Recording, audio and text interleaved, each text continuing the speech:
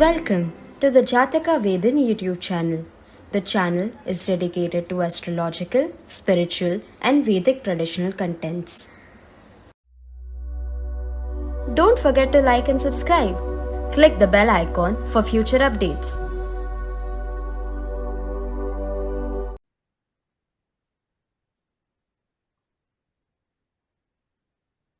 We start this session with a prayer. We pray to our parents who gave us this body, mind, and soul to experience this beautiful universe, seeking their blessings. We pray to Lord Ganesha and Ma Saraswati, who are the deities of this divine knowledge.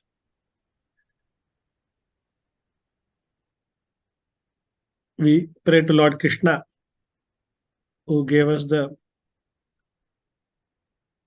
ultimate knowledge called Bhagavad Gita via Arjuna.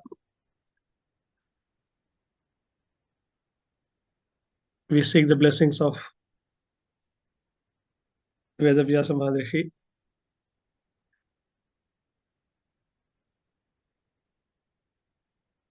We pray to the universal forces, Rashi Mandala, Nakshatra Mandala, Navagrahas, who are the very basis for the Jyotish Jnana. We pray to all the Maharishis who brought this divine knowledge into this universe. We offer our reverential pranams to them. We pray to our gurus and teachers who taught us astrology in whatever form it may be, offering our gratitude to them. We pray to our Kuladevata and Ishtadevata to bless us to master this divine knowledge called astrology and also the spiritual knowledge called Bhagavad Gita. வணக்கம் And sir. bless us and elevate our soul as a perfect yogi. Jai Sai Ram. Welcome all. Namaste, sir. Namaste. Seeing you Namaste. after a long time, Sarala here. Yes, ma'am. Yes, ma'am. Namaste, வணக்கம் sir. Sir. வணக்கம் Vanakkam. Anand. Vanakkam, ma'am. So this is a special session. It was there for a long period in my mind that we should do. In our basic classes also, I was expressing a series of Bhagavad Gita oriented astrology we should do. Astrology class we should do where we understand the Karma Jyotisha.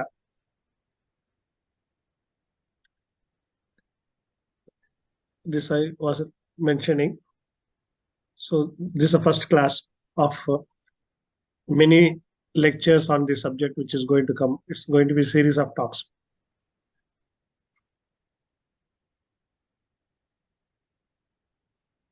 Astrology and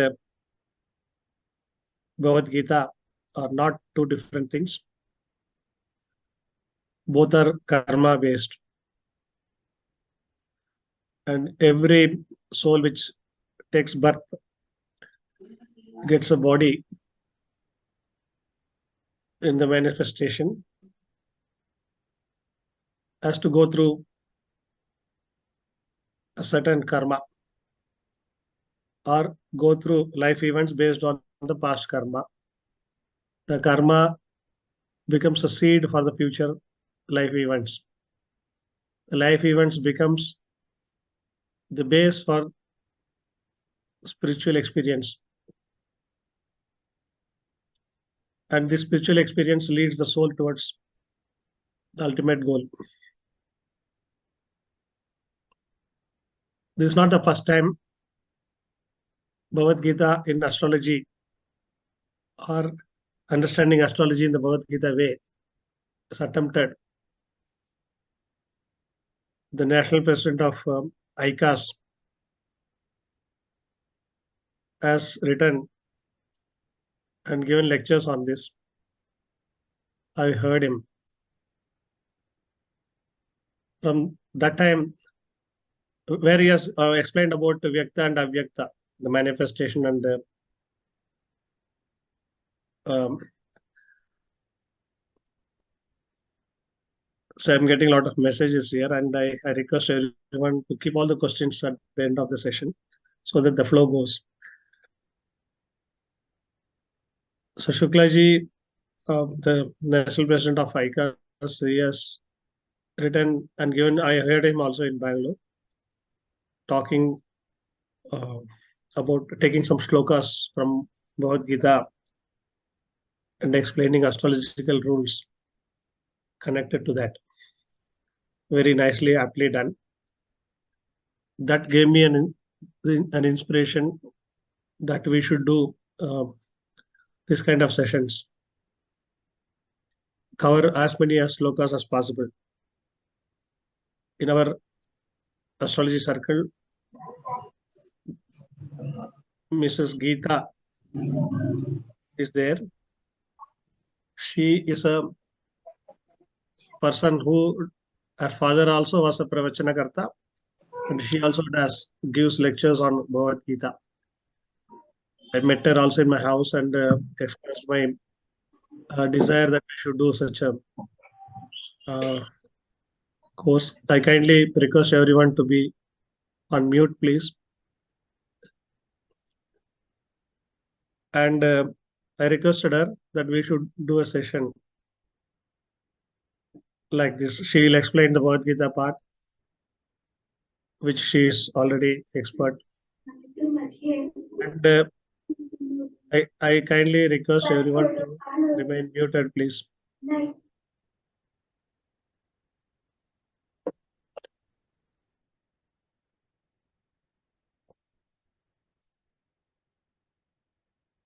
And the corresponding astrological rules as per the Karma Jyotisha,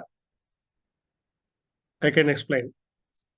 I thought of doing such YouTube sessions and give it to the aspirants, astrology aspirants, to get that session into practical implementation. This trial is being done today. Here, I have selected the chapter 7. And this session is prepared based on many um, interpretations written by Gita Press, Bhagavad Gita book, Swami Chinmayananda's Mission's Gita book, and Acharya Vinoba Bhave's Gita book, and kindly mute yourself, please.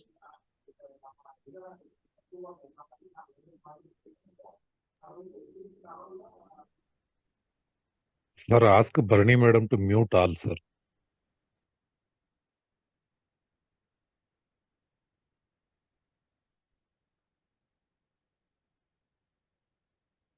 Barney, don't give unmute facility to anyone. Done, sir. And edit all these disturbances in our original video.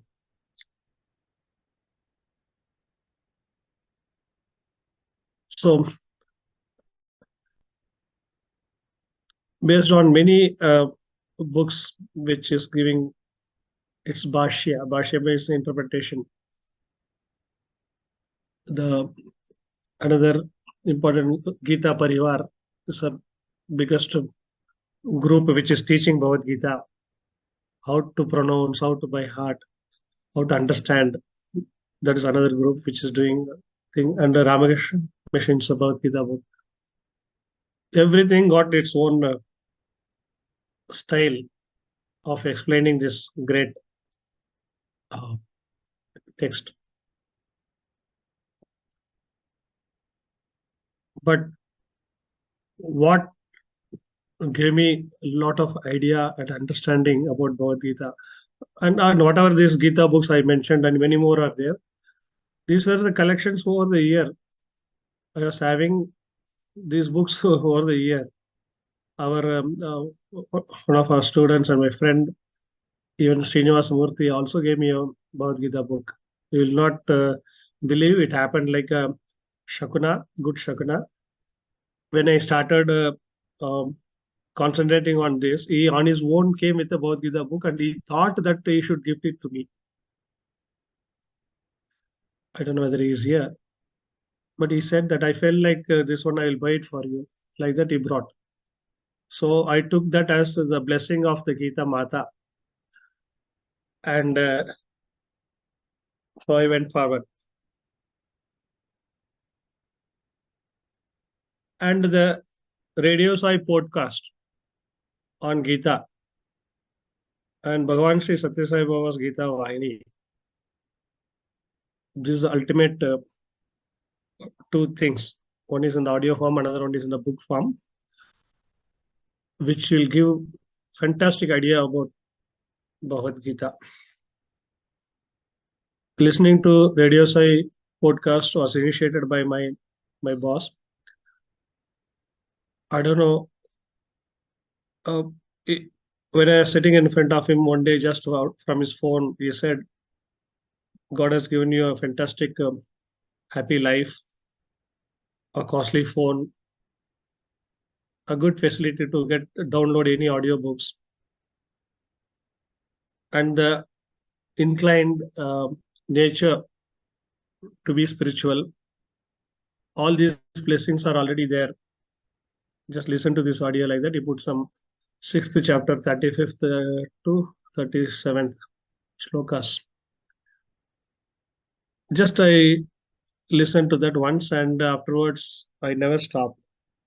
I started listening to that almost every day. That's on one side. The other side is the Karma Jyotisha classes conducted by my astrology guru, Tirupur S. Gopalakrishnan sir. His classes are something different when it comes to any subject, particularly Karma Jyotisha. Very, very, so many times I asked him, how do you get all these things? Lot of the finer points in astrology, the golden tips, what I express in the classes, our classes, are all given by him only. Once during a telephonic conversation, asking some doubts, Varga Chakra, something like that, I asked him, "Sir, how do you get all these things? How do you get all these things?" That was about, I think the question was about how to find, based on the prashna, how to find uh, the child, the next child, some lady who's pregnant asking me a prashna, what will be the gender of the child? Okay. How to find that one? I asked him the technique that time. He beautifully explained how it can be told. Okay. Gave a golden rule, which is not available in any of the classical texts.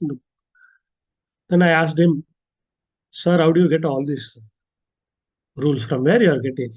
Are you reading or browsing? What? How do you get?" He says directly. He never said in a singular I kind of situation. He said, "Anything Ganesh, we can just go and tap it and bring it. Just tap it and bring it." He showed upward like that. You can just go and tap it and bring it. That is the essence of the Vedic knowledge. Means we cannot store the information or knowledge in the memory system here. If you can keep ourselves as a conduit, the flute, like the flute in Krishna's hand, the hollow basuri, they say, the flute, egoless flute, nothing is choked inside, it's free. then the beautiful celestial music, Bhagavad Gita, will flow through us. Knowledge will flow through us. That my Guru, he just said, we can go and take it whenever we want from the universe. So the Karma Jyotisha thing, what I learned from him, and the knowledge, spiritual knowledge, which is continuously I'm getting on contemplation from the Bhagavad Gita lectures and books and other things. This session is the combination of these two sources. It will be more spiritual, less astrological. Some lectures more astrological, less spiritual. It will be a combination of these two.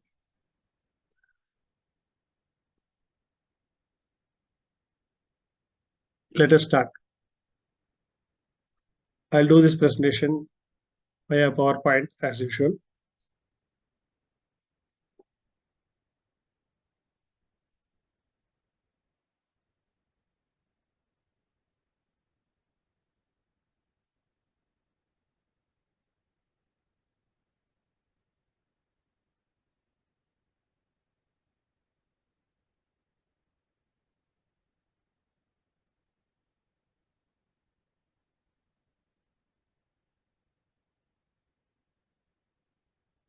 Can you see the slide on your screen, please? Yes, sir. Okay. So this series will be called Bhagavad Gita and Astrology. And the lectures which are going to be done continuously will have numbers. So we'll have serial number. So this lecture we'll call it as lecture number 1. And each lecture will have its own titles, which will be common between Bhagavad Gita chapters and Bhagavad Gita shlokas, or a word from Bhagavad Gita and astrology. Okay. So the first lecture is how Pariharam works in astrology. Okay. Many of us are practicing astrologers. We meet a lot of clients every day. What people ask us is for remedy for their sufferings, their problems, their desire, their fulfillment. They ask Pariharam to change their situation. And there are a lot of prescribed Pariharams available from the classical text of astrology also, and from Veda. And even the modern researchers have given a lot of answer as a Pariharam. We prescribe from them to our clients. Many of it, 80 to 85% of it, it gives success. We get feedback. Some doesn't happen also. That also happens. Why it is happening and why it's not happening, this lecture will give an answer to that question. How Pariharam really works in astrology.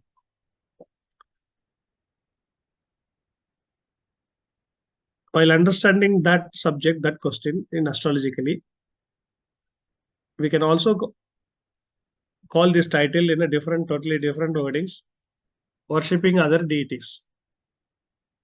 Worshipping other deities. No, other deities means already we are putting the word plural here. We are putting the word plural here.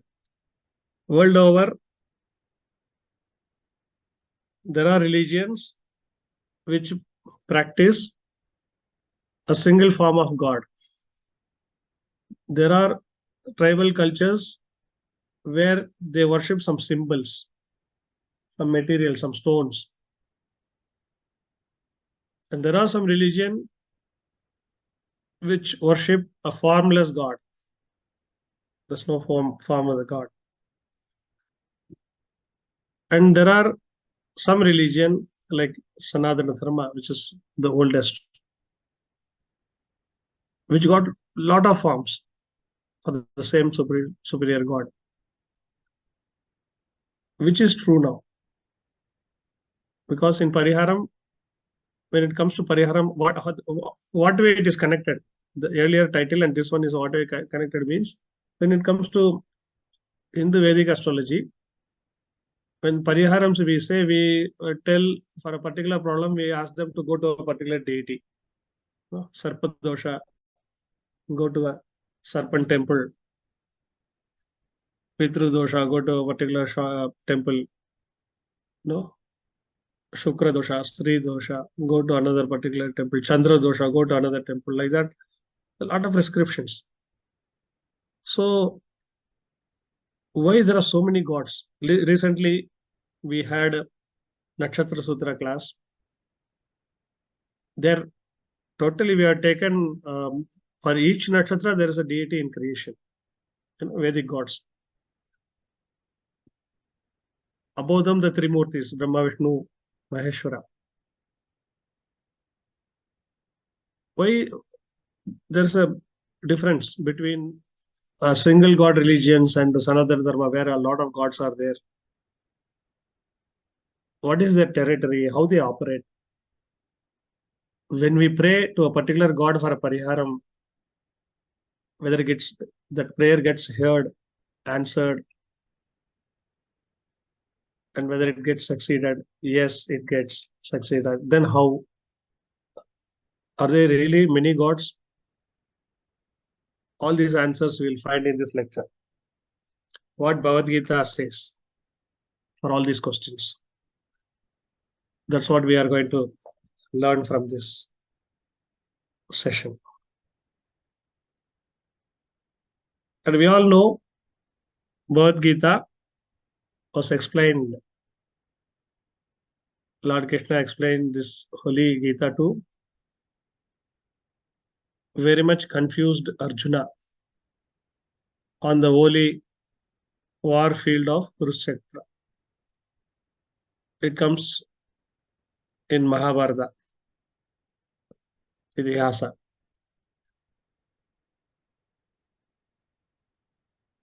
But this holy war field of Kurukshetra, spiritually, if you see, it's within us only. Whatever confusion Arjuna goes through while asking questions to Lord Krishna, all those confusions we also go through. There is a Kurukshetra war going in our spiritual heart all the time, where the conflict between the good and the negative forces fight each other at all times. The life is full of duality. At every juncture, we have many options of taking this decision or that decision. Noble, good, bad. Like that, every time our decisions are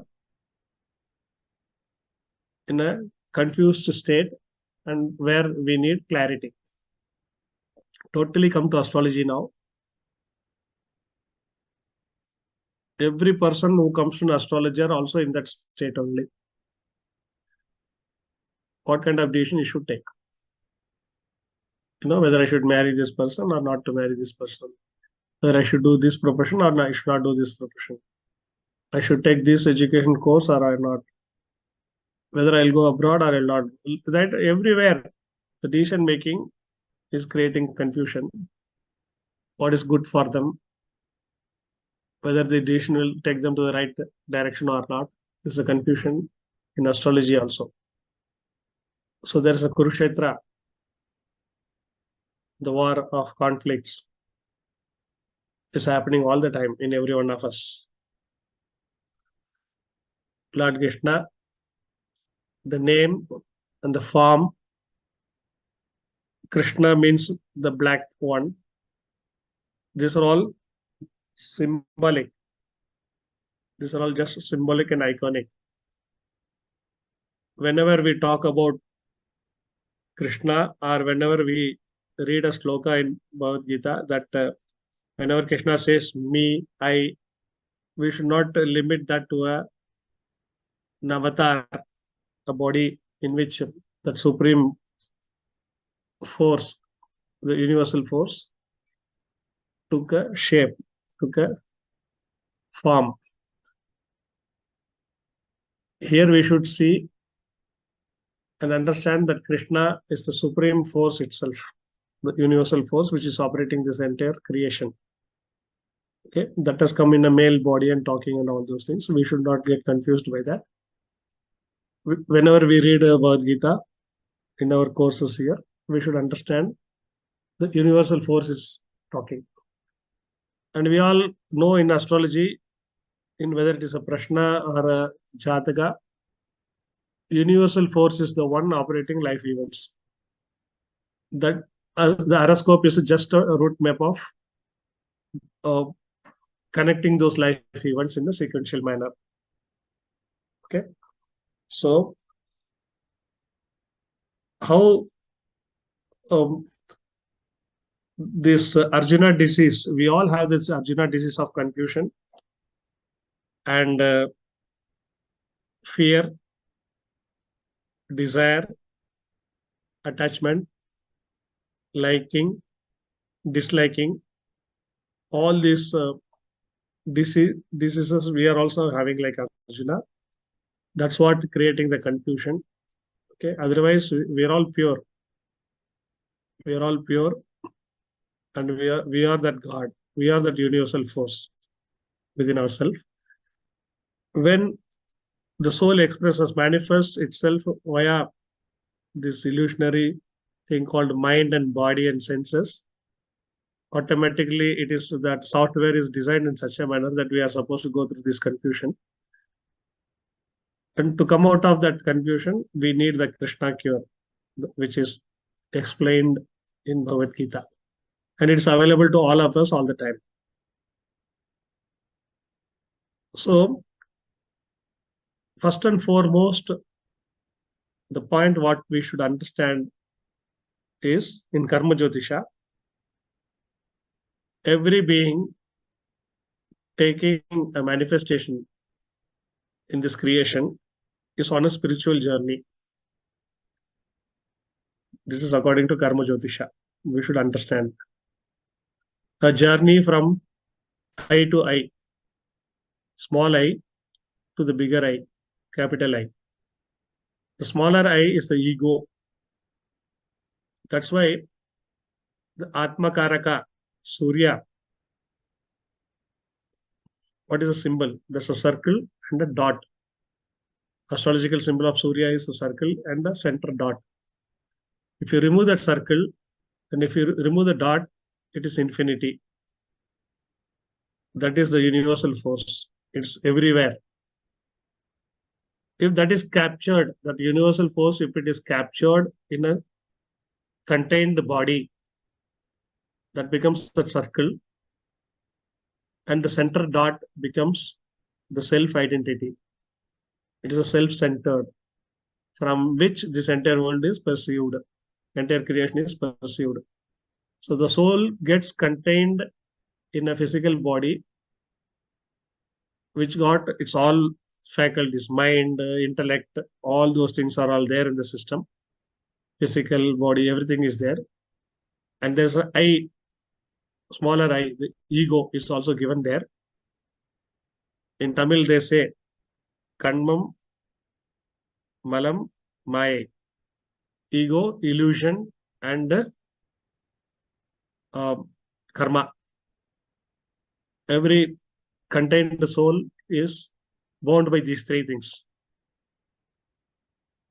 From there, the soul has to reach its source, the universal source. That is a journey every being is doing. Every being which is manifested is doing this journey only. This is the spiritual journey. This is the first and foremost understanding before we understand the Karma Jyotisha, how things work in Karma Jyotisha. Every soul on this creation is having a spiritual journey from the egocentric Atma, Surya, to the moksha, mohachaya, the desirelessness, fearlessness, and merging with the ultimate. That is a capital I. How do we do this? We get captured in this circle itself because of our karma, and we can never stop doing any karma. That is the 10th bhava given to us, which is the second lagna. In any horoscope, the first lagna is identity, that small I, what we are talking about. The 10th bhava is the almost second lagna. Immediately we should see always the second lagna. The 10th bhava we have to see what kind of karma we are going to do, or what kind of karma we have done and came. To understand that, we have to see the 10th bhava. And Gita says no one can remain not doing any akarma. So everybody has to get into the karma cycle. We have to do something. Even if you don't do any action, the thought also is a kind of karma. Okay. So how to do a karma and doesn't get caught in the karma cycle? That's what Gita is teaching us. That's what Gita is teaching us. And that's what all these people as a customers come to us for guidance. All the astrological questions are,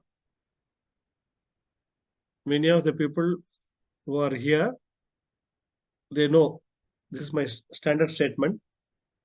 Every astrological question is how I can be happy permanently and how I can avoid not being unhappy. Every question is coming under these two categories only. Ultimately, one category only, how I can be happy. Okay, that's the only thing getting modified into various other astrological questions. When I'll get my money, when I'll get married, when I'll have children, all those things are all worldly desires, but spiritually loaded, that how I can be happy.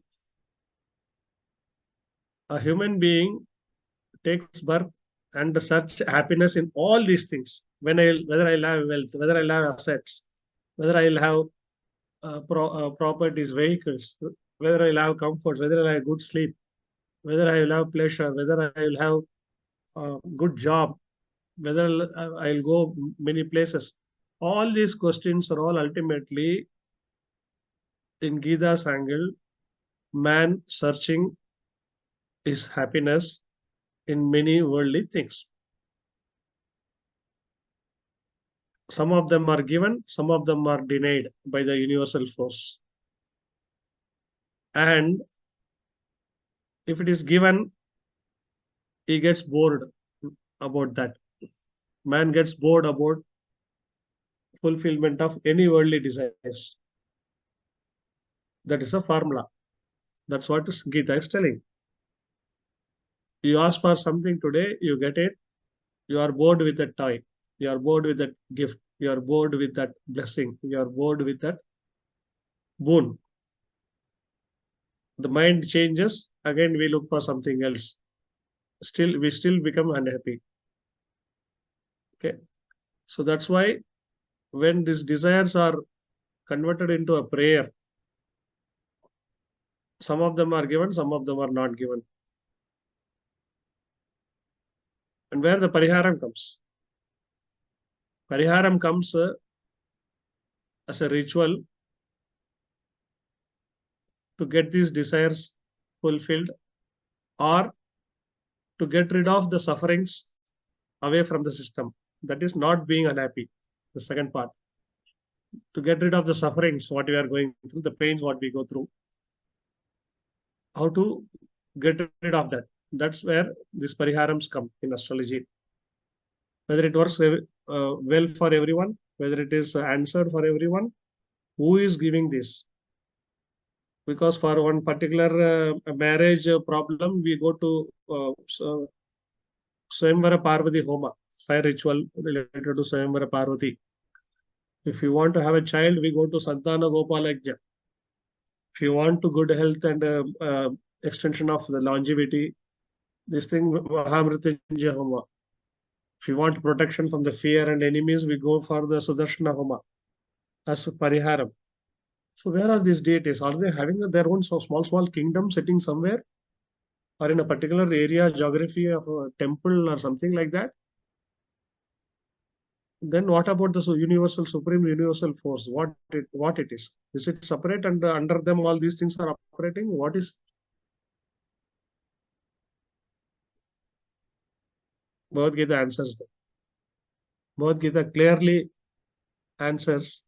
There's a word used in 20th verse of chapter 7. The word clearly, clear word is uttered as Anya Devata. Krishna, here Krishna means, I already told you, the ultimate universal force. You can call Jesus, you can call it Buddha, you can call it Guru Nanak, you can call it Allah. Okay? The way Muslims have 97 or 98 names for Allah itself. You can add some more and take Krishna also one of that. It's all going to the same Lord only. There's only one universal force. Okay? That universal force operates through the energy called love. That's why we call God is love and love is God. That expresses itself via that energy, that feeling. And then if that being the case, who are these other deities? Who are these deities? In the Nakshatra Sutra, we learned about Varuna, we learned about Indra, we learned about Mitra, we learned about Aditi, we learned about Twasta, we learned about Bhushan, we learned about Pitru. There's so many deities we learned about. Who are they now? What is the difference between that universal force and these people? Are they one or they are different? Bhagavad Gita answers that. Bhagavad Gita clearly uses the word Anya Devata, and where Krishna is talking about Anya Devata. Okay, so we will go to that. So basically, we should understand all the astrological questions are divided into two: how I can be happy, how I can avoid being unhappy. That's where the Pariharam we are searching for. And for Pariharam, there are many deities and many type of rituals being, many type of worships being prescribed by people. All the astrological questions are coming under only one category, that how I will be happy, how I will avoid being unhappy. So all the sufferings, how to come out of all the sufferings and pain, that's all come under how I can fight my enemies, how I will come out of the court cases, the legal issues I am facing, all the sufferings and problems and hurdles what we are facing. Those questions are all coming under the category of how I can avoid being unhappy. All the desire fulfilled questions are when I will get my wealth, when I will get my payment, when I will get a permanent job, when I will get a house. All these questions are all how I will become happy. There are only two categories in astrological questions. And that's where we prescribe Pariharams.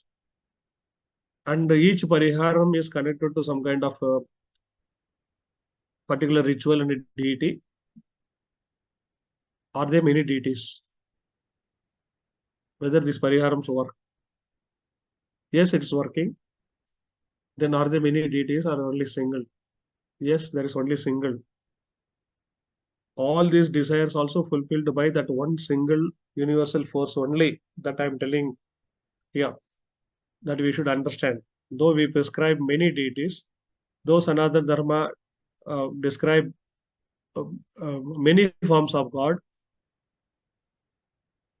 that universal force only take those forms, and it demands a particular type of ritual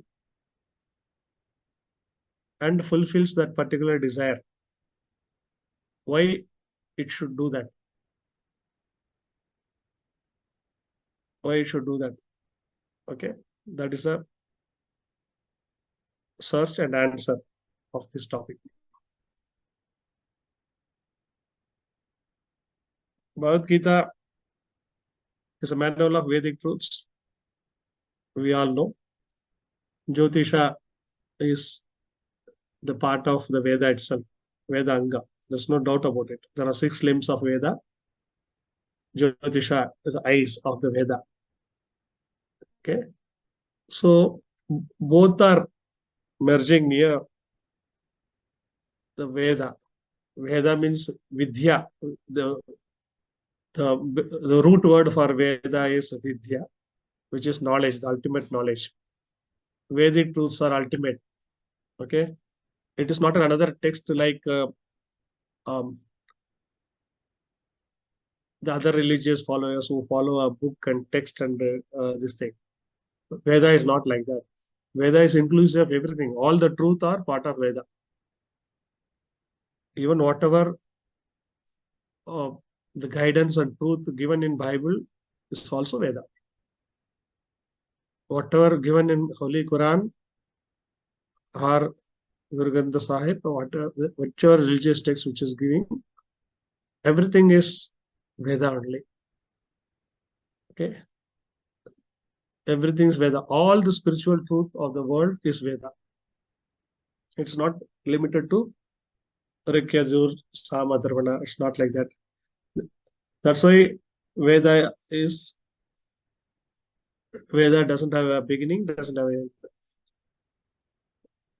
a beginning, and it is not started from any person, and anything which is coming for that time, whatever truth comes for the time, the eternal truth, how it gets modified into the time over the period, everything is part of Veda only. So that being the case, Jyotisha is part of that Veda. Bhagavad Gita talks about the ultimate truth only. So how these two can describe something different? One is part of the Veda, another one is the truth of the Veda. How these two can be different? That's why both should be in sync only. That's why it's called Vedic astrology. And Gita is a Vedic truth. Then there must be in every shloka of Bhagavad Gita, there should be a astrological dictum or truth must be there in that. The series of this lecture is about searching that truth. Okay. So when Veda and Bhagavad Gita being the same thing, the ultimate knowledge, not limited to any book. All the books which are giving spiritual knowledge is this only. Then how these two can talk different things. Okay. This both, whether Jyotisha or Bhagavad Gita, both guide the common man how to effectively approach the present life. How to approach the present life. That's what the astrologers' role also play in the society. People come to us and asking for their guide. Okay. Now, when it comes to Jyotisha, Karma Jyotisha, the word karma means the duty, what I am supposed to do in this present life is there. Arjuna, being a warrior, he was asked to do fighting. If he was a teacher, Krishna would have asked him, means the ultimate truth, the universal truth would have asked him to do teaching. So everyone got their own duty. Every being which is taking birth on this earth got a particular duty to play in the creation. Everyone should play that. They should not get diverted from that because of our likes or dislikes, because of our fears, because of our illusion, okay, because of our attachment and detachments. We should not divert. We should perform our duty till our last birth, which we cannot escape from that. That's what astrology is also telling. Finding that truth in the astrological chart is an astrologer's job when it comes to Karma Jyotisha. Now, there are Bhagavan Baba beautifully puts the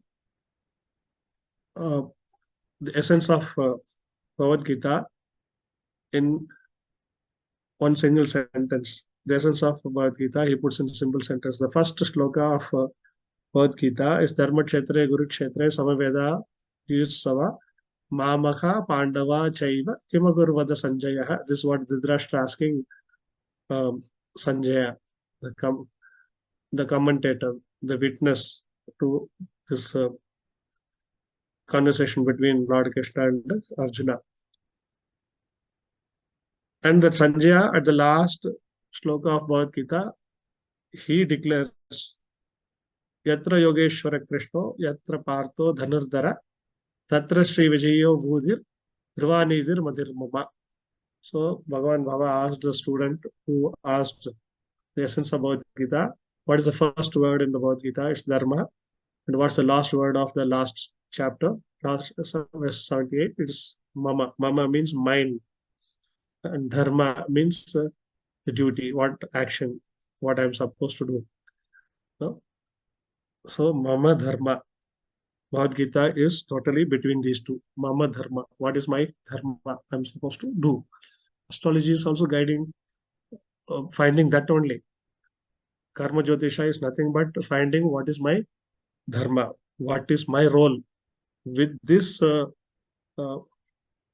possession, the family where I am born, the environment where I am uh, put into place.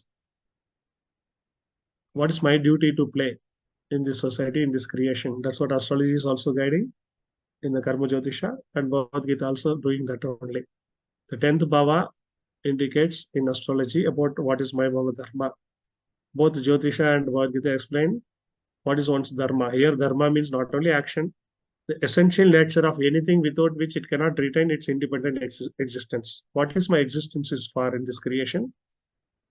That is, 10th bhava is, though we call it as karma bhava in the normal astrology, we think that is only limited to profession. It's only limited to action. No.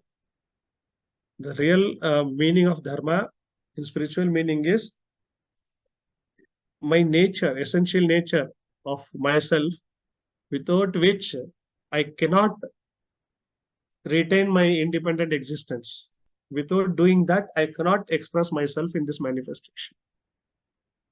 If I don't do that, I will not be myself. If I don't do my dharma, which is there, the 9th bhava, my karma is the 10th bhava.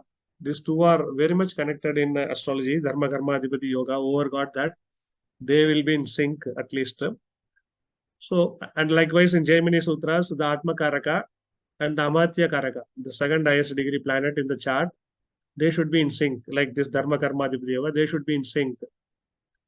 If they are in sync, friendly planets, and they are in a helping position to each other, placements and everything, then that soul will do such actions which can retain its independent existence, which is necessary in its spiritual journey. If it is not there, then again there will be a conflict. That is also again based on karma only. Why we should go through a conflict and experience sufferings and pain? It's all part of the karmic cycle only. Okay, so it is there in the dharma is there in the 9th bhava, karma is there in the 10th bhava. Wherever a 9th and 10th lord they can get connected, it becomes a beautiful dharma karma adhipati yoga. These people can easily practice the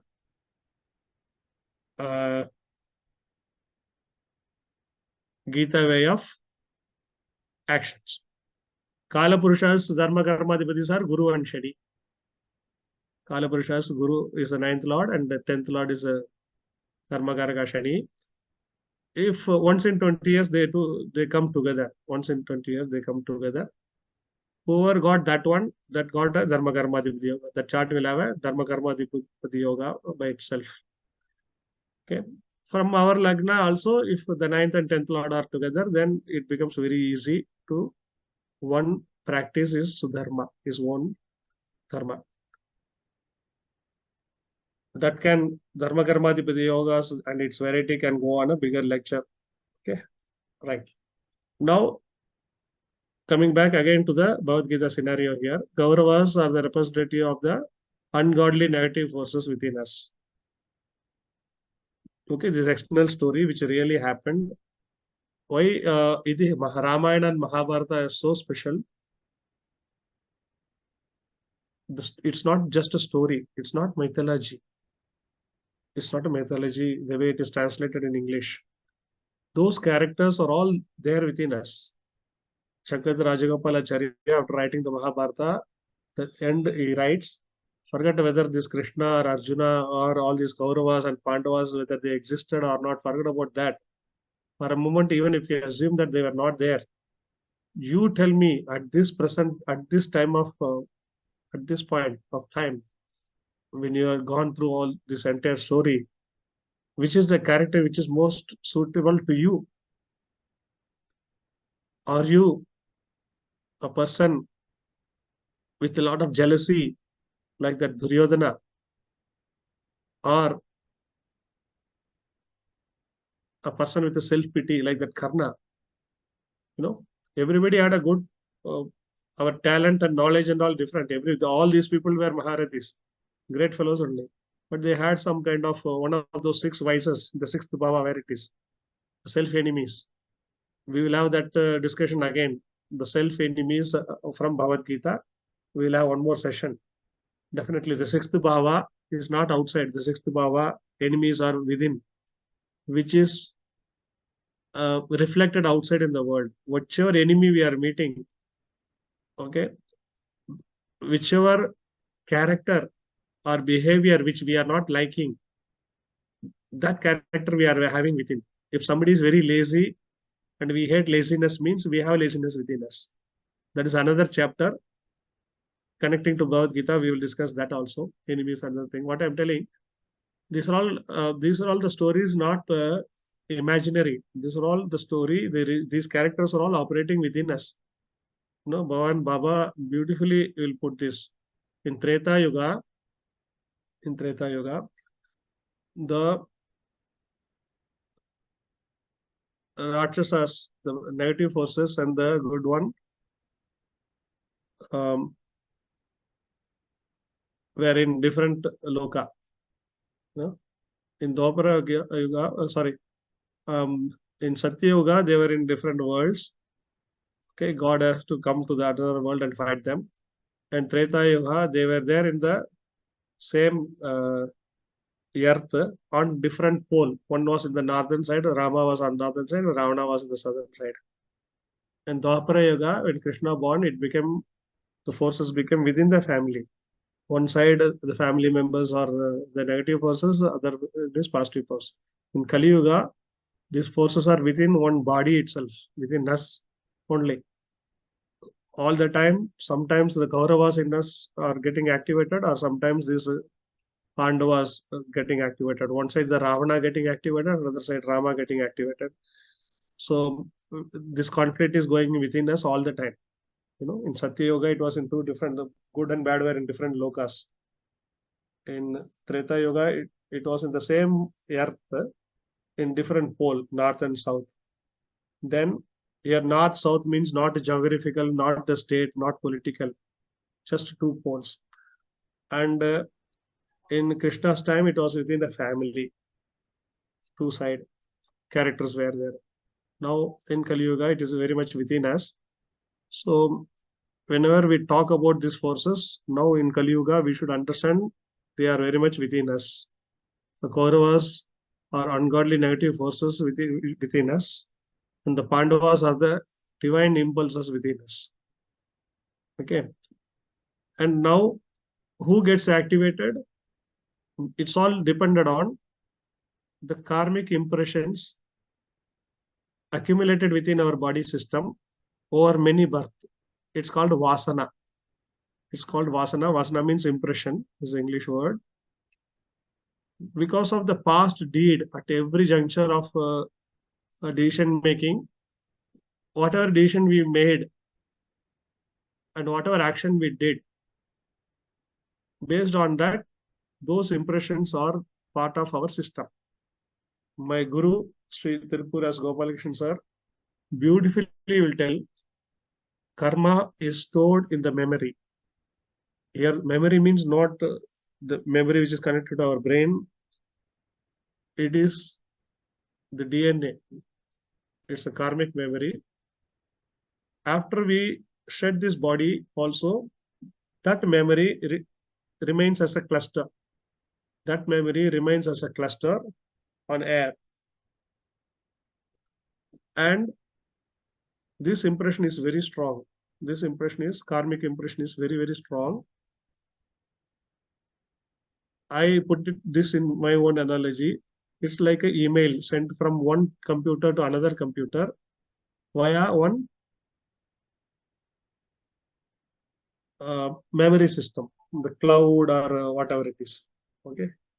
In email, what happens? I send it from my laptop. It reaches your mobile phone or a laptop.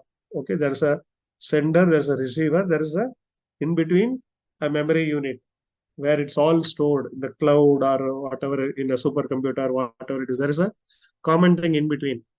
Likewise, the karma also like that. We do something because of our karma, somebody gets a pleasure or pain.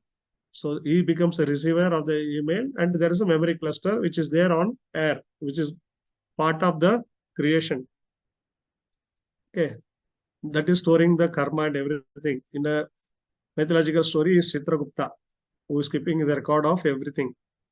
He is keeping a record of every action and thoughts, what we are thought, word, indeed, whatever we are doing. There's a universal witness. God is that witness. The universal force is that witness. Sakshi Bodham it's called. So these karmic impressions has to be erased. That has to be nullified. So how do you erase an email? I delete it in my computer, not sufficient. It will be there in the receiver's computer. That has to be removed also. It has to be removed from the cloud also. Then only the total impression of that memory cluster will get erased. Yes or no? Same way it is karmic also. So when you do pariharams and other thing, it's not sufficient. I do pariharam. It's like deleting that message from my computer. That's not sufficient. I do it in such a manner.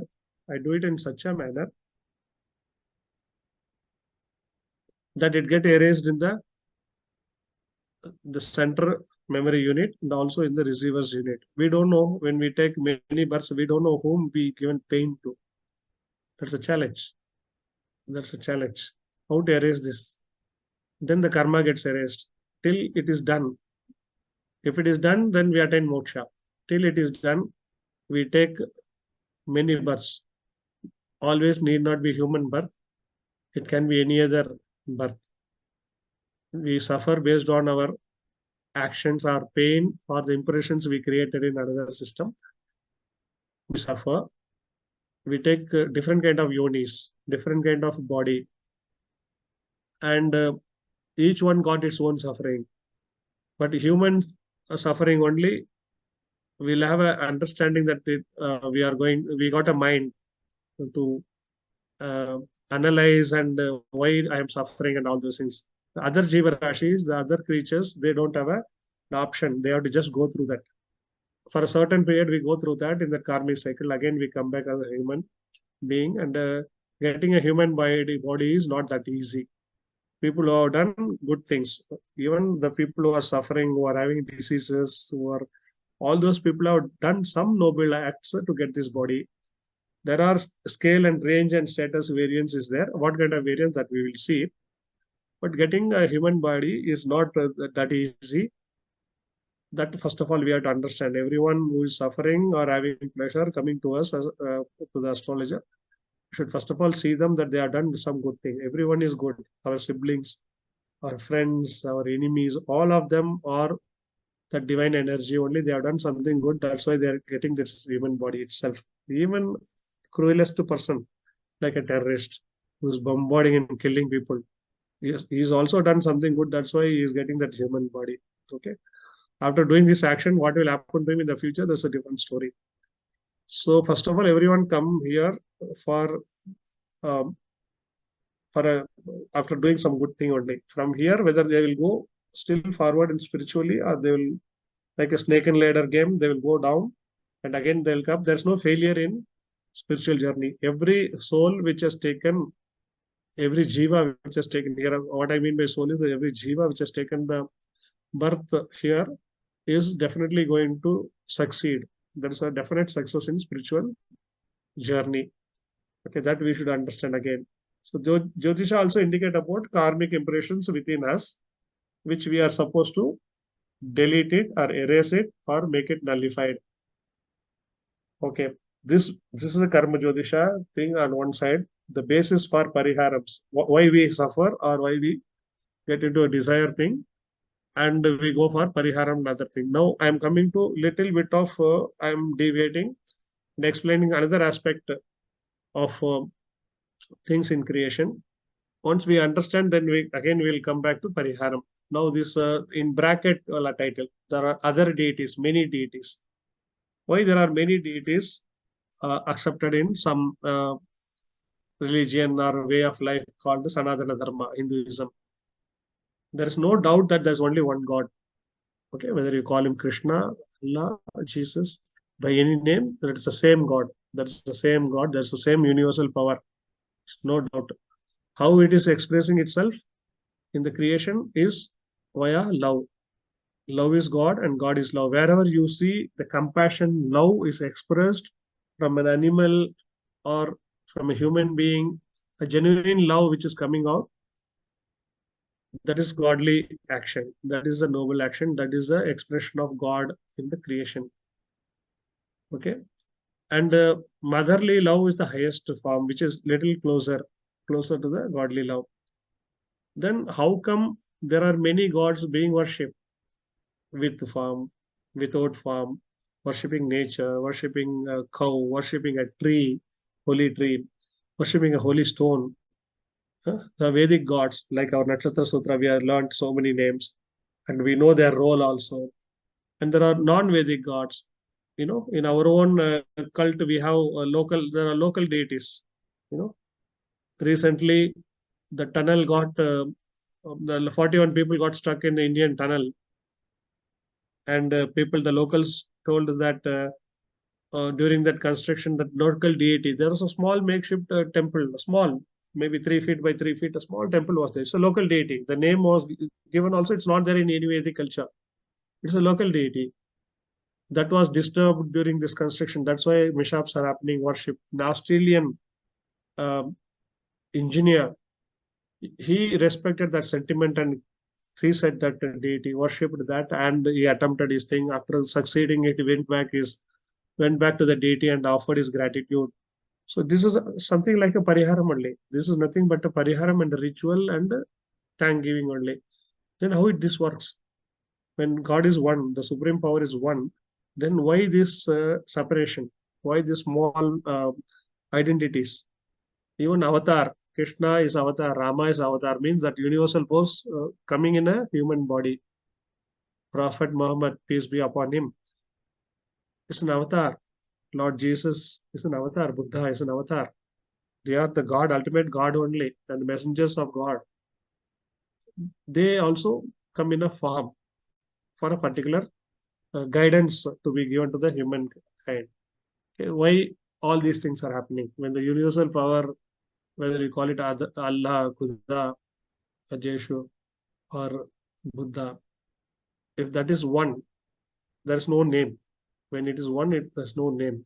Okay, you can't call it as him or her or it. You can't call it anything. It is a force. It's an energy. Okay, for convenience, we call it as God, and we also say Almighty. It is a very powerful. It can be anywhere, anytime, do anything. So that force becomes all these things and help people. How it works? So in astrology, pariharams are prescribed by the learned astrologers to do rituals to a particular deity for a particular type of ritual to that deity. How it is working? Bhagavad Gita gives answer for that. Okay, though the God is one, why this Anya Devata, the other deities are working? That is there. Yeah, love is God, is present in every heart as a pure love. Okay, but when it flows out to the external world, it goes via the mind, our mind, which is connected to our sensory organs and the body. So that is when it gets adulterated, it gets manipulated, it gets contaminated. Okay, when that pure love of the spiritual heart is expressed outside, this is how the mechanism works. When it's expressed outside, it goes via our mind, our thoughts gets added to that. That's where the karmic impressions get added to that, and it flows outward via our senses. That's where it gets contaminated. this adulteration or this contamination becomes attachment. Okay. And it becomes likes and dislikes. It becomes likes and dislikes. As long as this like and dislike is there, a man will be taking birth again and again. It's like a pendulum. It's like a pendulum. It will go to both the extremes of like and dislike. Both the extremes are both spiritually not so evolved. For a spiritually not so evolved person, this pendulum will have a bigger swing. The pendulum will have a bigger swing. As the spiritual progress happens for a jnani, for a wise man, that pendulum movement gets reduced. The swing becomes reduced. And at a particular point of time, it becomes still. It doesn't move. The pendulum doesn't move. So that is the sthira prajna situation, what Bhagavad Gita is telling. Okay. Totally still mind, Bhagavad Gita calls it. So this pure love as a God which is there in everyone, when it is expressed, it flows to the external world via the mind and sensory organs. So that gets contaminated, adulterated. So that creates attachment and detachment, likes and dislikes, which is part of our game, which can be seen in our horoscope. The third bhava is the beginning of our desires, and sixth bhava is the hurdle, which is giving suffering due to our desires. And 10th bhava makes us to do some action to get that desires fulfilled or desires not get fulfilled. Totally opposite action we do based on our karmic impressions. Then the 11th bhava declares whether that desires or whatever we asked for, whether it gets fulfilled or not in this birth, or we have many births to go to handle these desires. No, that's how astrological bhavas gets connected to this mechanism what we are talking about. So this is the reason for suffering also. This is the reason for suffering also. That's why in Sanskrit it say mana eka Manushanam karanam bandha mokshaya. Okay. The mind, manas means mind. Mind becomes the reason for man to get caught in the likes and dislikes, the attachment, or moha chaya, desire. Moha means desire, desirelessness. Okay. Now, when it comes to Rahu Ketu in astrology, the Rahu is the one makes us to go after our desires, and Rahu somehow during his dasha bhukti and other thing, he gives us the plenty, whatever we desire for, he tries to give us. My guru will beautifully say, Rahu will make us overindulge in the actions which is connected to our desires, and it will make us vomit. You like some good food, Rahu is the one who will feed you too much and make you vomit. Ketu is the one who will deny you. He will keep the desire denied to you. He is making to practice the detachment. Okay. So when it comes to worldly desires, Ketu is the one who will not give that. You want to get married, 7th house Ketu, difficult to get married. 2nd house Ketu, difficult to be a family person. Wherever Ketu is sitting, that's where he will tell these worldly desires are not worthy, not worthy. Don't go for it, don't go for it. That's what the Ketu will be forcing us to do. Rahu will make us to overindulge in those actions and make us tired and sick and suffer in the area in future. Both are making us to go to the extreme only when it comes to spiritual thing. If you adapt spirituality, these two people will help us. Because that's why this Rahu Ketu axis in Nadi becomes a very important thing. Okay. So Bhagavad Gita also talking about that extremes only. This Rahu is one extreme. Bhavan Baba beautifully in his Vahini Gita series, he says, a man is not controlled by the Navagrahas, but he is controlled by the Raga and Dvesha. He is using the word not Rahu and Ketu, he is using the word Raga and Dvesha. Raga means attachment, Dvesha means dislike, enmity, hate. The like and hate, the love and hate, This extreme is actually Swami is mentioning here about Rahu and Ketu only. No, one planet making you to hate things or forcing you to hate things. Another planet is making you to indulge, like too much of liking into that. Okay. This Raga and Dvesha is the pendulum, the extreme of the pendulum, what we are talking about in a Bhagavad Gita language. They make us, ultimately both of them make us suffer and we get matured. Okay. In between, if we cannot take the pain of the suffering, then we go for Pariharams.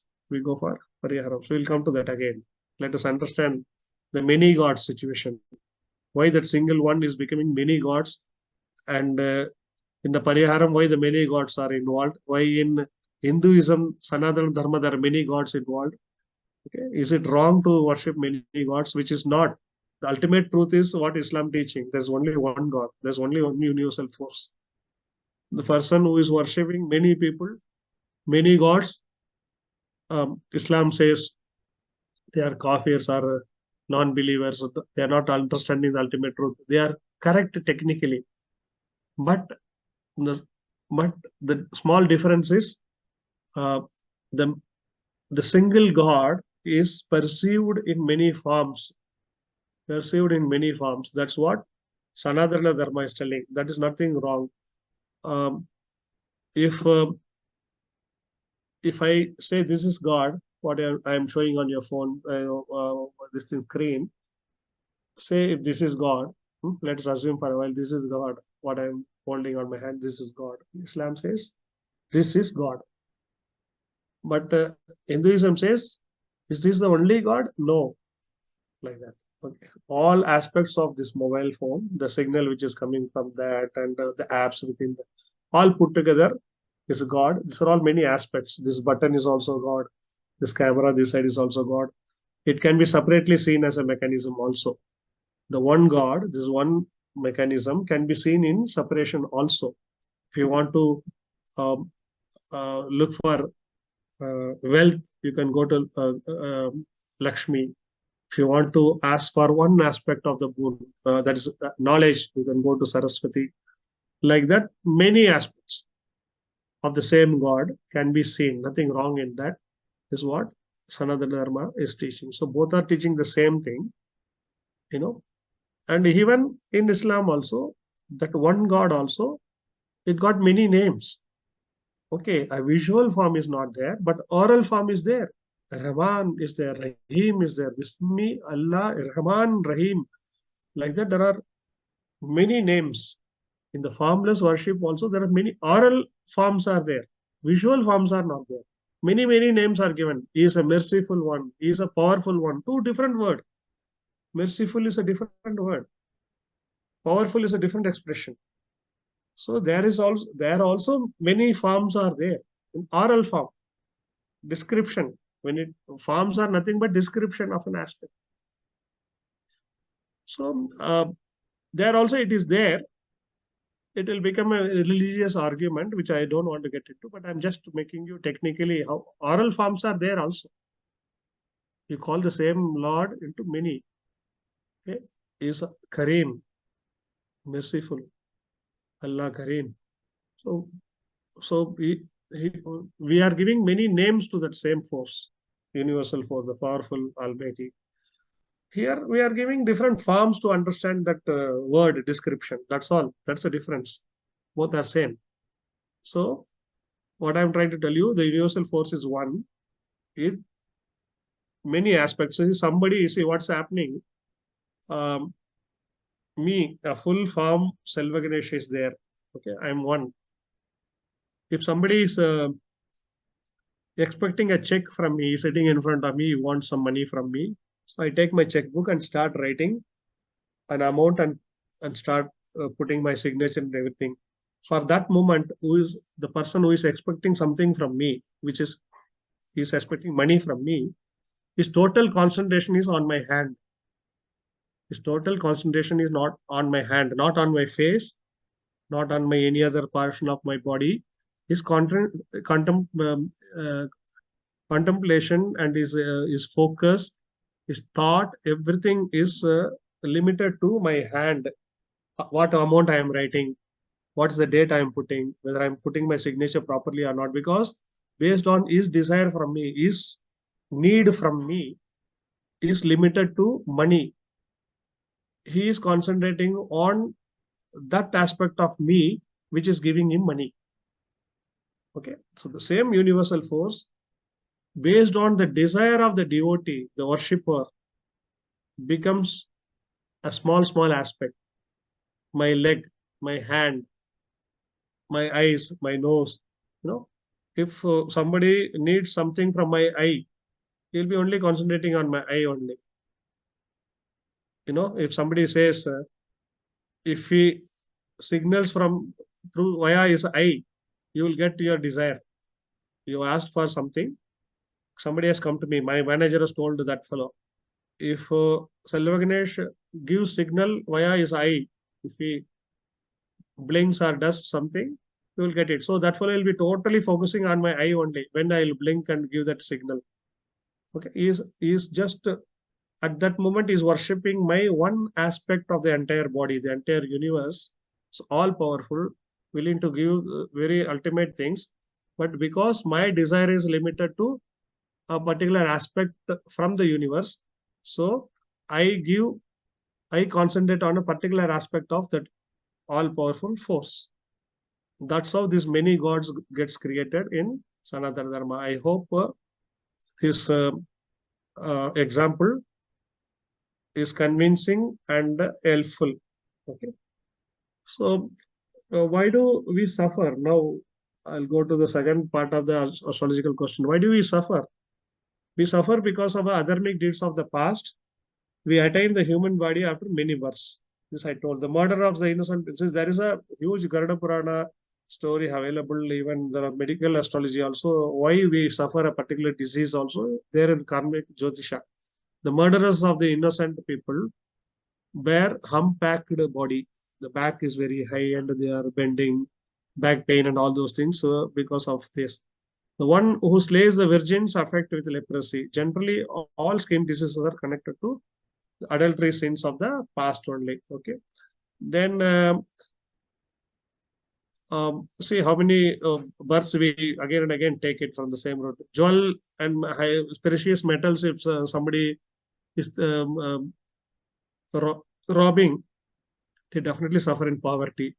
Stealing of food, someone's food, it makes us to take a birth as a rat. It's all very, it's a huge book. That itself, what is a sin and what is a corresponding punishment, karmic punishment for that is a huge thing. Stealing of water leads to Sataka bird, which can drink only the rainwater. It has to wait for the raindrops to arrive. Okay. And those fail to fulfill promises, they become jackals. Okay. And by appropriating temple property, the worshipping places, related assets, if somebody touches that, does any sin in that area, the families get fractured. Those who seize land take birth as worms. It goes on. It is after many births, after nullifying those memory impressions, we get that human birth. We get the human birth where we can totally become a desireless state and become a permanent happiness state we can attain only through the human body. Okay. This is a Tamil shloka is there on your screen. I'll read it for you, written by Manika Vasagar of Tiruvashagam. It is there on recording. You can go to Manika Vasagar's Tiruvashagam. If it is available in other language, you can read it. Pullagi, Pudai, Purvai, Maramagi, Palvirgamagi, Paravayai, Pambagi, Kallai, Manidarai, Payai, Ganangalai, Vallarasmagi, Munivarai, Devarai, Sella, Anindra, Tavara Sangamatull, Ella Perapum, Peratelaite, Nemberman, Mayayun, Punadigal Kandintu, Vidu train. I like a grass, like a worm, like a small insect, like a tree, and many animals, the birds which suffer the cold weather outside all the time, the snakes, the stone, the human beings, the devil, demon, Bhudaganas, then the wise men, Munivar means wise men, Rishis, then the Devas. No, in this Sangama of this whole creatures, I I became everything. In many births, I became everything, O Lord, Emberuman, Meyyeyun Ponnadigal Kandindru Vidu train. Ultimately found your lotus feet, I surrendered to yourself. Then I asked for you only, nothing else. I surrendered myself. Islam is the highest religion of surrender. Islam, because anything they say, inshallah, everything if God wishes, that's a beautiful. They never have any desires. Their desire also they will connect it to God's wish. If God willing, it will happen. If God willing, yes, what you say will happen. In Christianity also we say Amen for every prayer. So that's a beautiful thing. So ultimately, what God likes, that becomes the ultimate. That becomes my faith. I surrender myself to the Lord, and whatever gives He blesses to me in my life, that I take it. When I do that, Meyyeyun Ponnadigal Kandindru Vidu train. Vidu means moksha, attaining the ultimate goal of merging with the Lord itself. This is what in Tiruvashakam it is done. This is how the life. See, spirituality and astrology and science all cannot be different things. All they have to speak the same truth only. So Jantunam Narajanma Durlabha Mataha. Out of all these creatures, getting the human body is the most blessed one. So we are very fortunate one. Okay. So after we attain all these human bodies, among all the worshippers, according to Bhagavad Gita, there are only 4 classifications. After attaining the human body, people worship Lord. After doing a lot of noble deeds, only we got this thing. Among us, there are only 4 categories. Bhagavad Gita never say Muslims or Christians or this kind of Lord, that kind of Lord, worshipper of this Lord. It never said. Bhagavad Gita says all are worshipping the same Lord, one Lord only. As Islam says, only Bhagavad Gita also says. We all worship only one Lord. Here Krishna means not that particular form of Lord.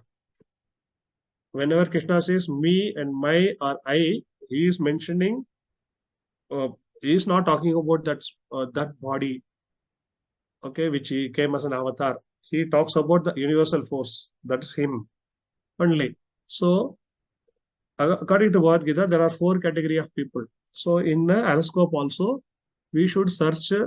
Whenever we get an horoscope, we have to see if you want to really understand Karma Jyotisha, what kind of person is this person? What kind of it is very much possible to identify what kind of category. Bhagavad Gita is talking about 4 type of worshippers. So when it comes to Karma Jyotisha, we have to see this person, what kind of worshipper he is. Possible by planetary reading. What are these categories? It's talking. Okay. Classification is not based on any cult or ritual approach. Okay. I go to a mosque and do namaz 5 times a day. I go for a Hajj Yatra. That is one. And when I take birth as a Jain, I do a Tirtha Yatras. When I take birth as a Christian, I go to church and do prayers. When I become a Hindu, I do a lot of rituals.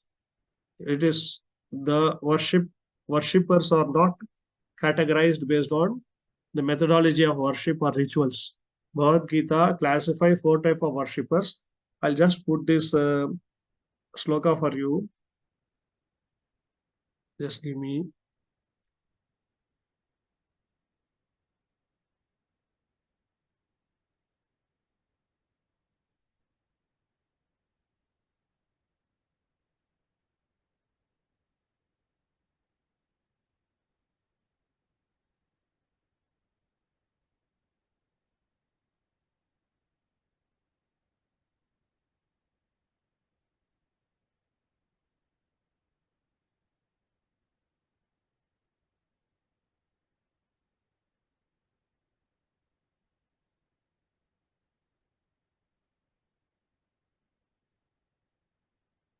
Just give me 2 minutes time.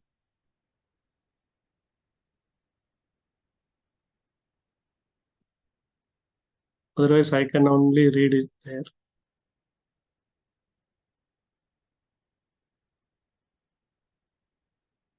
I want that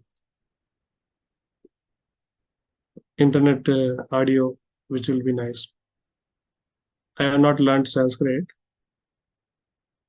My reading will not be that great. I am not a Sanskrit Pandit at all.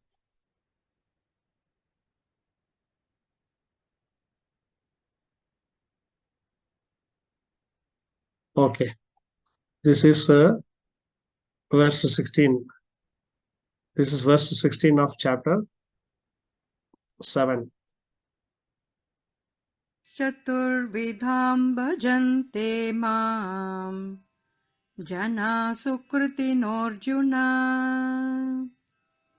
Ortho जिज्ञासुरर्थार्थी ज्ञानी च भरतर्षभ. Could you hear that? Yes, sir. Okay. Here, 4 classification. Chaturvidha bhajante mam janaha. Krishna says there are only 4 types of worshippers. Whether you are a Christian or a Hindu or a Muslim or a Jain or anyone, you are classified into these 4 categories. Okay. This is ultimate truth told by the universal supreme force itself. Chaturvidha bhajante mam janaha sukrtino Arjuna. Among all the noblest people who took this human body, there are 4 categories. There are Artha, Jignasu, Artharthi, and Jnani. Okay. Artha means the distressed people. Artha means the people who are suffering. Okay. The suffering people, they come and worship the Lord. The distressed people, they worship the Lord. Okay. If you go to a common worship place, call it as a temple or church or mosque or whatever it is, a person who is suffering heavily due to some business loss or health issues or anything, he'll be praying there with a desire of to get rid of that pain, to come out of that suffering. Here for all these 4 people, God is the medium, but the goal is different for these 4 people. God is not the goal here. God is not the goal for him. Via God, his goal is to come out of the suffering. You understand what I mean? The distressed fellow who got 6th, 8th, and 12th bhava dominance in his chart, he has to go through some Ashtamadhipati, Bhajagadipati, 6th Lord and 12th Lord dominance people. They come as the first category, the distressed. Artha, that's what Bhagavad Gita says, Artha. These people come to Lord for relief from their pain and sufferings. Here, God is the via media. The goal is to come out of the suffering. God is not the goal here. The next one are called Jignasu. In Sanskrit, Jignasu means the knowledge seekers. The people who are connected in the 5th and 9th bhava. The 9th bhava people, higher studies, whether I'll do higher studies, whether I'll do proficiency study, whether I'll go for religious study. 5th bhava and the 9th bhava dominant people, Trikona bhava dominant people, they want to gain knowledge, including spiritual knowledge, scientific knowledge, everything. They are called Jignasu. Jignasu means spiritual knowledge only in Sanskrit. So these people, they want to understand how mechanism works in this world. They come out, they want to get rid of the ignorance and understand things in a proper manner. Still, these people are not seeking the Lord himself. They are seeking something from the Lord, one aspect of the Lord. As I was mentioning, I'm writing a check. That fellow sitting opposite to me is concentrating on my hand, what I am writing, how much amount I am writing, and what is the date I am putting for him so that he can encash that money. He is not totally concentrated on my entire system. He is concentrating on a particular, based on his desire, I am limited to my hand. So like this, based on my prayer to get out of my suffering, okay, the Lord is limited to a force which will help me to get rid of my pain. The ultimate universal force which can give me anything to me is limited to a small deity. It may be a particular deity who is giving me a Pariharam. Okay. So that is limited because of my ignorance. I can go and ask anything from that Lord. He is all powerful. He is the entire universe himself. I am going and asking a small thing that I should come out of this my suffering. I'm asking one small thing, which is very easy for that Lord to give me. Okay. He gives, sometimes he doesn't give. Pariharam work, don't work. Why? We will see later. But here, based on my sufferings, I approach God. Here, God is by mean, not the goal. My goal is to come out of my suffering. So I am limiting the God to one aspect. That's where one small deity is created out of the whole God. One small deity is created. The second one is a seeker of knowledge. Someone is seeking knowledge. Okay. So here again, seek the knowledge, attaining that knowledge becomes the goal, and God becomes the via media. Again, I am not seeing the God as a whole thing. I'm seeing one aspect of God, that is Saraswati, like that, Lord Ganesha, like that. So again, I am limiting that universal force to one particular aspect which it can give. The third one is Artharthi. Artharthi means the people who are asking worldly possessions, wealth, that everything. Artharthi. Artha bhavas, we know second bhava, 11th bhava, 9th bhava, Bhagyasthana. Wherever wealth is connected, you add all those bhavas here. And worldly possessions are Rahu gives and Shukra gives, Bhoga Karaka.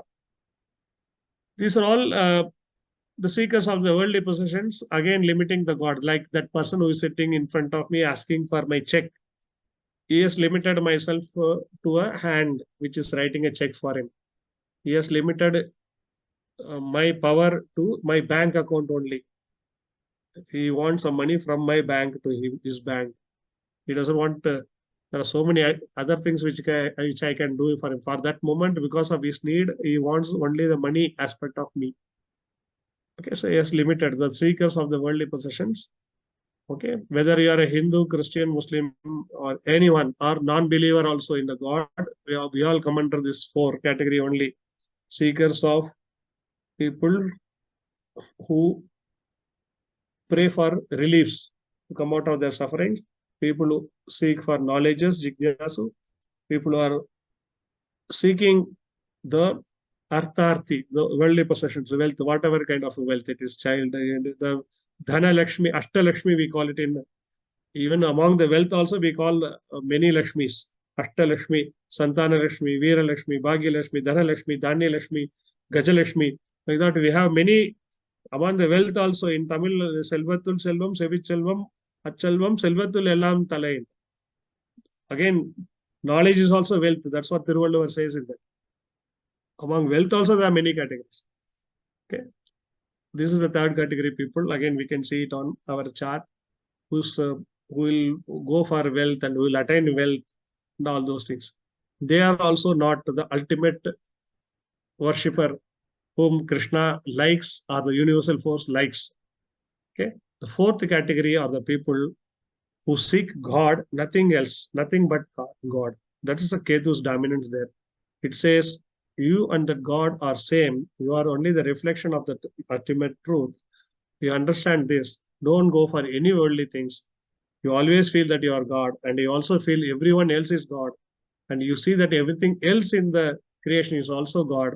You identify yourself with that ultimate truth so that you will be all powerful. You will be always happy. You will get everything what you want. That is the fourth category. That is the category Krishna says he is very happy with. That kind of worshippers he is happy with. Means Krishna here means the ultimate truth is talking. You can put Jesus, Allah, whatever you want. But this is the category Bhagavad Gita scientifically dividing the people who approach God for. A Muslim can never say that in masjid he never during his prayer he never asked for wealth or he never asked for their cricket team to win. They can never deny that. So They also limited the gods, though they say there is only one God and ultimate. They also limited the God's power to one desire of theirs. So again, they created one small aspect of that bigger God. So that becomes the multiple God. That is the explanation Bhagavad Gita gives. Otherwise, in Srishti, there is no many gods. In Hinduism also, there is no many gods. But the same gods, one aspect, when the devotee approaches, because of his desire, that God becomes many. That's where that local deity, this is my house devata, mane devaru. This is my particular ancestral worship. All these limitations comes because of that. A set of souls born in a particular family worshipping a particular temple becomes the mane devaru, our house lord, our ancestral place. And astrology always says go to that place for all your reliefs. It will work very well, it says. That's how that Pariharam works.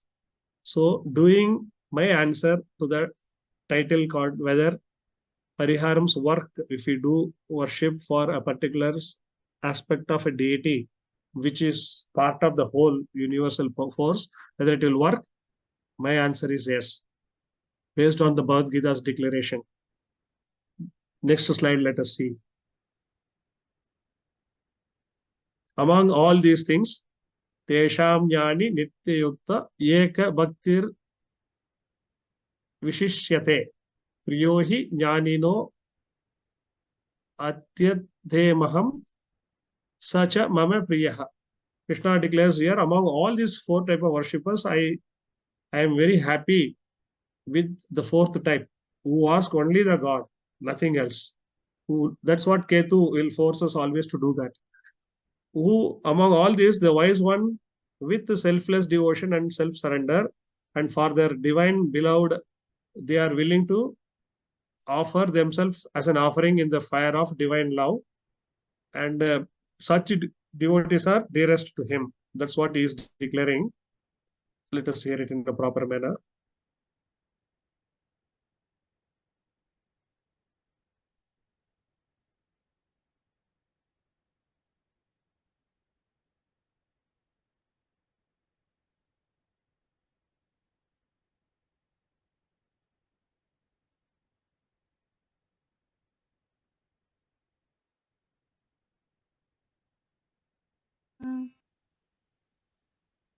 So as per astrological this thing, the guidance should be, we can definitely, when the customers come to us, we can definitely help them to get their desires fulfilled or their sufferings are removed. We should guide them definitely towards Anya Devata. As Anya Devata means lower level deities, which is that supreme power only in one aspect. We should definitely guide them, nothing wrong in that. Their desires will definitely get fulfilled or it will not get fulfilled. That I will tell you in the next sloka, whether it will get fulfilled or not fulfilled. Both are same in a spiritual manner. Whether the desire gets fulfilled or not gets fulfilled, both are for our good only. The universal force is expressing itself in a love form. God is love, we said. If there is a love involved, my mother will be always loving me. The nearest love, divine love, what we can feel is our mother's love. My mother will be always loving me, but my mother will only give me what is good for me. That we all agree, isn't it? Whatever I desire to my mother, if it is good to me, good for me, she will give. If I am asking something which will be harmful to me, she will not give. If medicine is needed, a bitter medicine is needed for curing myself, mother will definitely, by forcefully, she will give it to me. So that's what the universe is doing to us. Even the sufferings are the blessings, and it is the expression of the divine love only to us. Okay, both the way spiritually we will be benefited. Both the way we will be spiritually benefited. So those who seek the lesser than God are the ones create gods of other nature. So who are creating one aspect of that universal force are the one who create this Anya Devata. Those whose knowledge has been carried away by the material desires surrender to the celestial gods. So when we are having a lot of material desires means we will be going to the small gods. Following our own nature, we worship the Devata. Here, what is the following the nature means each god is connected to a particular kind of ritual. Okay. Sudarshana Homa has to be done in a particular manner. Swayamvara Parvati Homa has to be done in a particular manner. Ganapati Homa has to be done in a particular way. So when we go to one aspect of the god means the rituals connected to that god is also varying. So we have to adapt that. Practicing the ritual means to propitiate these celestial personalities, to please those personalities for uh, getting our desires fulfilled. Okay, we do that. Then what happens next? When the worshipper surrenders to this celestial, the smaller level god, whether their desires are entertained, answer yes. The answer is yes. It is entertained. It is answered. Even if it is not answered, it is done for a purpose. Okay. So why the many forms of gods encouraged here? The answer, the ultimate answer is those who seek the lesser than God are the ones create gods of other nature. That's about Gita's declaration. Okay. By fulfilling the desire or by not fulfilling the desire, the universal force is doing only one thing. It is implanting the faith in us. It is implanting on the universal force, the faith on that universal force in us. If my desire is fulfilled,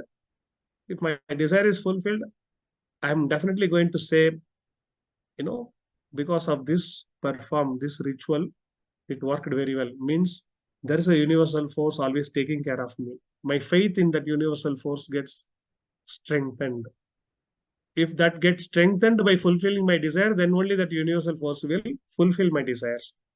By fulfilling my desires, my faith will not be strengthened, my ego will be strengthened, and I will become separate from that universal force, then my faith will not be surrendered. So the ego has to be removed. That small I, what I was mentioning, spiritual journey, that has to be removed, and I should surrender. If I can do that, in Hindi, there's a beautiful Amitabh Bachchan, this thing, his father, it's a great poet, he says, Apna ichha purti ho to acha, nahi hua to aur bhi acha, because it is Bhagavan ka ichha. If our desires are fulfilled, it's very nice. Even if it is not fulfilled, it's God's wish. Okay, God wants us to get into that kind of maturity, spiritual maturity. That's what called strengthening the faith. So all this game of suffering or desires are created by the God himself. That is a Maya illusion. I said no already. The illusionary planets are Rahu, Ketu in a chart. Because of their presence in our chart in a particular area only, we get into this Maya and we go for these desires or we go through these sufferings. They are the one playing. That Rahu Ketu axis is the one playing all these things. Why it is done? Why they are playing that game? Because our faith in the universal force has to be strengthened. That is the ultimate goal of this spiritual journey. Okay. So by giving it or by not giving it, both the way, the universe will ensure that our faith is strengthened. The universe will see that our faith is strengthened. Now, verse 20, let us hear.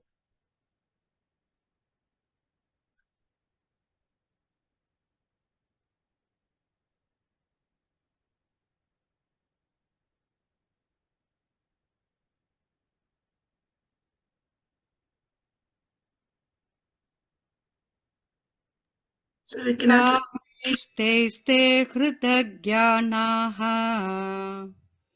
प्रपद्यन्तेऽन्यदेवताः तं नियममास्थाय प्रकृत्या नियता स्वया.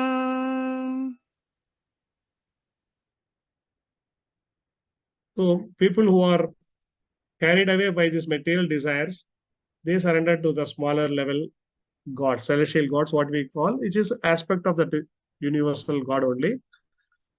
And we follow the nature of that aspect of that God, and we worship those gods, practicing the rituals meant to please those gods. This is what Bhagavad Gita is telling. Then let us hear the next sloka also. यो यो यां यां तनुं भक्तः श्रद्धयार्चितुमिच्छति तस्य तस्याचलां श्रद्धाम् तामेव विदधाम्यहम्.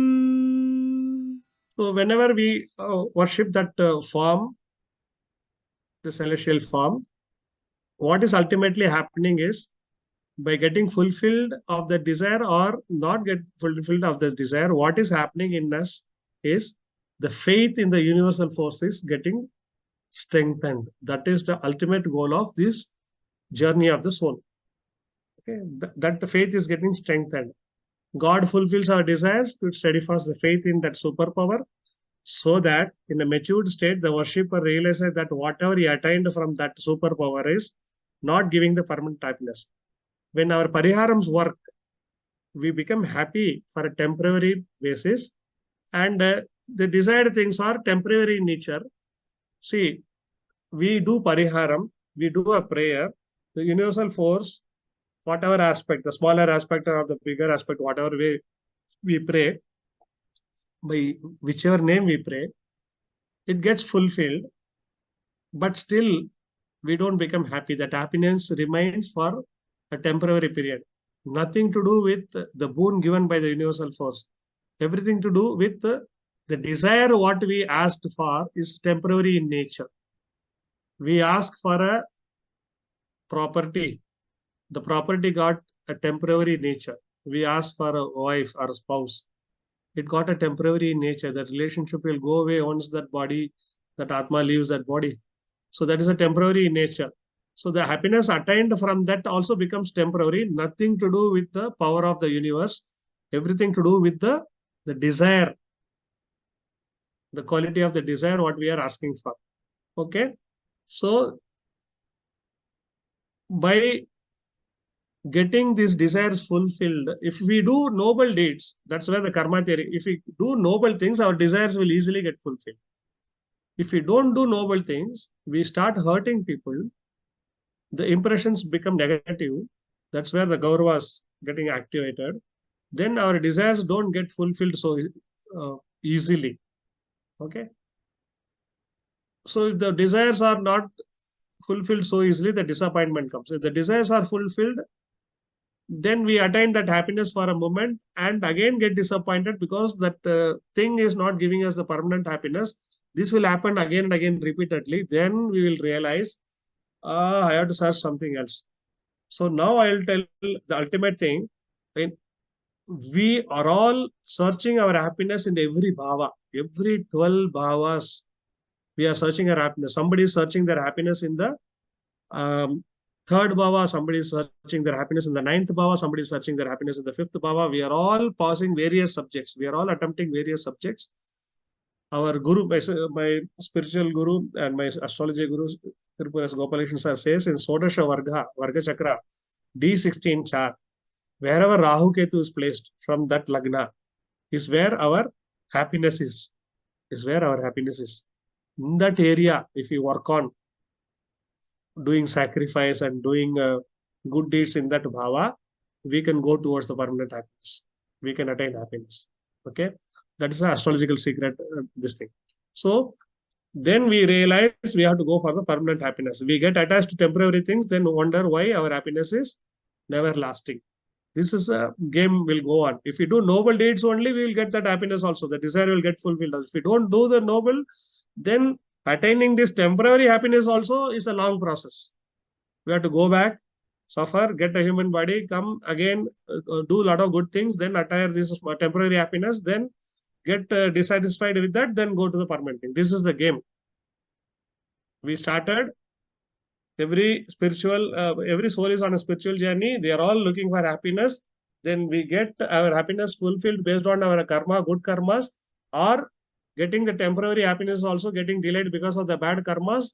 We get into this happiness and we are not satisfied with that. Then we look for something permanent and reach him. This is the roadmap. And we all search our happiness in the many bhavas. So the The process involved in any pariharam is strengthening that faith. We say the result of success in any pariharam directly connected to the faith factor. Pariharam, I just pay and somebody will do the ritual on my behalf, and I will not repent for my the bad deeds, or I will not involve myself in that faith factor. Then it's very difficult.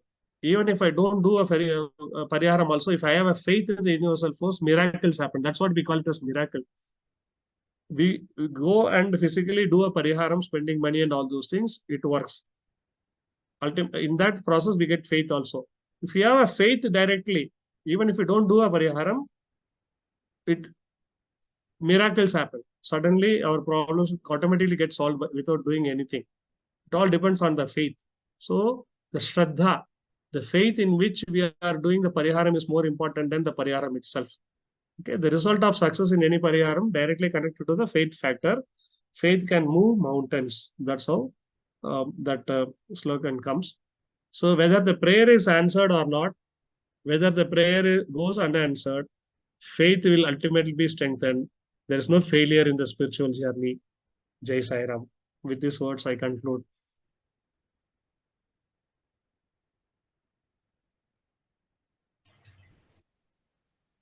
Now, Ms. Lakshmi Narasimha asked a question about how do we know that what kind of karma we did it and to whom we did it. We don't know. When you are doing parihara, how it reaches, how it erases their memory. That's what he's asking. See, the curses, there are 12 types in as per Jyotisha. And see, Ashtamadipati and Bhadikadipati are the indicators of what kind of curse we have to deal with in this birth. Okay? They are the heroes when it comes to karma. 6, 8, and 12 Lord, Ashtamadipati and Bhadikadipati particularly, all these people are villains in a normal astrology when it comes to worldly desires and fulfillment. But they are the heroes when it comes to karma jyotisha, to understand what kind of karma we have done in our past. They are the indicators. Point number 1. And point number 2, even if you don't know to whom we have done this, the bhava in which these indicators are placed, the bhava in which these indicators are placed, that is the area we are supposed to do our remedies also. That's the area we are supposed to do the remedy. That will automatically reach those people. The third thing, invariably, what we have to do when it comes to karma parihara is we have to go to the ancestral place where all our forefathers lived. That's where the cluster of that energy, what I talked about, that is accumulated. That is where it is there. Okay. Then all these remedies can be done in 4 layers, many layers. Vyakti, Prakriti, Samashti, Purushaha. Not in that order. Vyakti, Samashti, Prakriti, Purushaha. This I have told all the time. Purusha is the Lord, doing rituals to the Lord in aspect or a universal power. Prakriti is the nature. Worshipping natures in Vedic system, in Sanatana Dharma, come that way. Samashti is the society. We can do social services. 12th bhava affected, go to hospital and do seva. 11th bhava affected, do seva for the elder people. 4th bhava affected, do in the education field, something like that. The Vyakti is correcting ourselves in the meditation, all the regression sessions in the hypnotist people, they go to the past lives and find out what you were, what is hurting you. They remove that thorn out of you. That is Vyakti level. So in any layer, it can be removed. That can be erased. It's not necessary. We need to know whom we have done under this thing. This is the cleaning process, clearing process. Thank you, sir. See, sometimes some person will be doing wrong things, but he will not be aware what he is doing. That then he realizes he has done wrong. It because of ego or past impression or vasana. The question Nataraj Lingappa is asking. See, these karmic pains what we are giving to others will vary based on the depth of the impressions. The impressions means, it is a solid thing is there in that something is pressed, penetrated. That is impression we call it, no? So these karmic impressions are measured by the depth, the pain. the feeling which we have given to others. It's not by money. I borrowed something, 1,000 rupees from you. I have not given you. You went through a pain. After 10 birth, if I pay you that same 1,000, that time that 1,000 may be not even a penny, equivalent to not even a penny, because of something escalation or this thing. Or that time that 1,000 rupees worth thing will not be that is negligible amount. So it's not measured by the quantum of money or gold, the weight or anything. It is all measured by the depth of the impression, the pain or the feeling which is that other person gone through. For example, this example I have given many times in Karma Jyotisha. We walk on a road, okay, I'm wearing white shirt now. Somebody was driving a car and the slush was thrown at this thing. He went fast on a pool of water, slush. So I get angry. I don't curse him bad. I get angry over him. This is a lower level, this thing. Some other thing, pain which will last long a day. Some pain will last for some few months. Afterwards, we forget and forgive them. Some pains, lifelong, we cannot forget. They might have done so much of pain to us, or we might have done something. Even during their deathbed, also, they'll be remembering that pain. In that this thing, if they die, they will also take again birth. We will also take birth. That becomes the curse on us.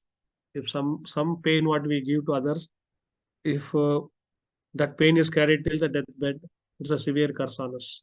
That's where the next birth of ours, we will be suffering a lot.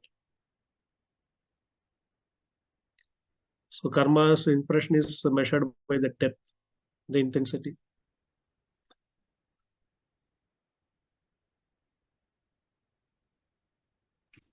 Sir, when you are doing session, you told you have to see D16 chart and you just check where Rahu and Ketu are placing.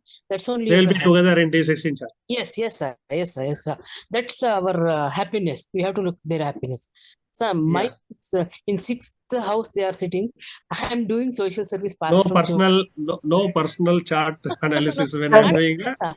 No, just you told that 6th house is service. I will be very happy doing service. That's only telling. You told 6th house. That's it, sir. Please help others to solve their disputes. Okay. Solve others' disputes, because 6th house is where dispute is. Yes, help others to get rid of their diseases. Yes. So all 6th power related things you do. Yes, sir. That only told. Unknowingly, by default, just now I have checked what you told. I'm searching my happiness, sir. Thank you, sir. Very nice. Thank you, sir. Thank you. Any other questions?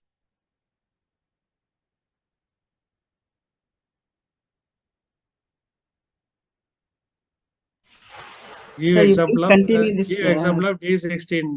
Just now I gave an example. If you have listened to the conversation between Gayatri Madam and myself, you will get the example. In her chart, D16 chart, 6th house is where Rahu Ketu is. 6th house is Runa Roga Shatrusthana. So in that bhava, she is helping people. Help the sick people, help the people who are into disputes, 6th bhava Karakatva, anything. If you help others, you will find your happiness.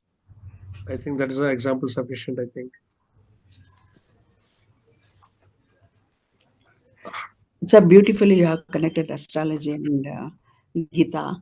I think Gita is such a subject that we can connect it to anything on this earth.